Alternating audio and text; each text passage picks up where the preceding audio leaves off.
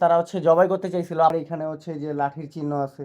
১০-১৫ জন আমার উপরে লাঠি, তারপরে ঘুষি, যে যার মতো পারছে আমাকে প্রহার করছে। আমাকে ফোন দিয়ে আনায়। আমি একটু বাইরে গিয়েছিলাম হাঁটাহাঁটি করতে। ১০টা ১০:৩০টার দিকে হবে রাত্রে। তো আমাকে অপরিচিত একটা নাম্বার থেকে ফোন করে, একটা ছোট ভাইয়ের মাধ্যমে ফোন করে আনায় যে, "ভাই আপনার বাসার নিচে একটু আসেন।" আমি বললাম যে, "কেন?" তো বলল যে, "ভাই এমনি একটু আসেন।" তো এরপরে কলটা কেটে দেয়। তো আমি যখন আসি, মানে কোনো কথাবার্তা ছাড়াই তারা আরকি, মানে ১০-১৫ জন আমার উপরে লাঠি, তারপরে ঘুষি, যে যার মতো পারছে আমাকে প্রহার করছে। আপনার যে চাইলেই দেখতে পারেন। আমার এখানে যে লাঠির চিহ্ন আছে। এই যে এখনো লাল হয়ে আছে। তারপরে এই যে এই হাতের এখানেও আছে।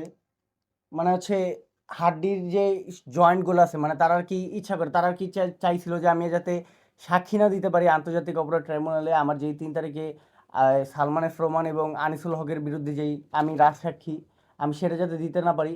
তারা আর কি আমাকে প্রাণনাশ করতে চাইছিল। এখন আমি আমার জীবন নিয়ে শঙ্কায় আছি। আমি রাষ্ট্রের কাছে নিরাপত্তা চাই। আমি আমার নিজের নিরাপত্তা চাই। আমি একটা এসএসসি ক্যান্ডিডেট। আমি এখনো হাঁটতে পারি না ঠিকভাবে। এই জুলাই পরবর্তী সময়ে আপনারা আমার পাটা দেখলেই বুঝবেন। আমার এখনো পাটা ঠিক মতো ভরে ওঠেনি মাংস দিয়ে।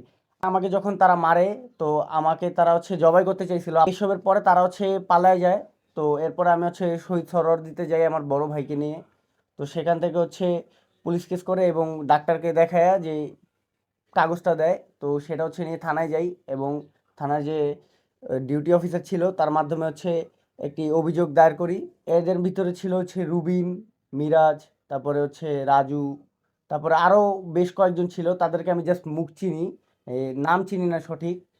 তারা আর কি আওয়ামী লীগের যে নেতা ছিল, ওই যে আমাদের এলাকার মোবাশ্বের চৌধুরী, তারপরে এমপি মাইনুল হোসেন নিখিল, তারপরে রাজীব, এদের মিছিল মিটিং করতো। এদের নেতৃত্বে তারা আর কি আওয়ামী লীগের রাজনীতি করতো।